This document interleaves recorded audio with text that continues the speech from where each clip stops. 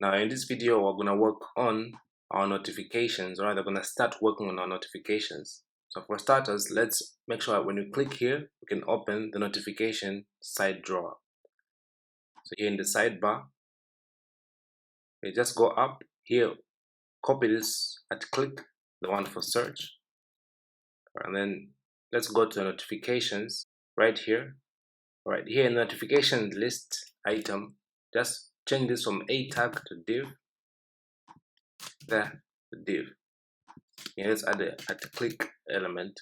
In here, since this is notifications, I'm gonna make show search to false, notifications to true.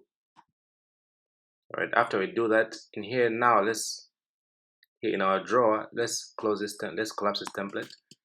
Let's create a new template. And you're gonna show this xif, this one, show notifications is true. All right, now in here, for us to show this, let's go ahead and create a new Livewire component.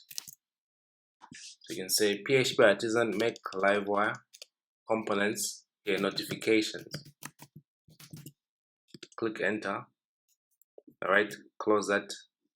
Now, actually, here let's not use templates. Let's just use div. Here div. Here do x show. Make this x clock. Now, this is much better. And then here let's call the Livewire component now. Livewire components dot notifications. This is just the path to the folder. All right. After doing that, let's now go to notifications. Here, let's just add something to show for there. If you go to our page, refresh. Sorry, components. Okay, there's a typo there, so make sure you go back.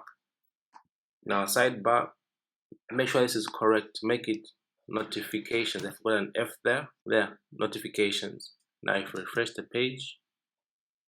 All right, now here if I click on notifications, you see we're not getting the notifications right here, which is working correctly.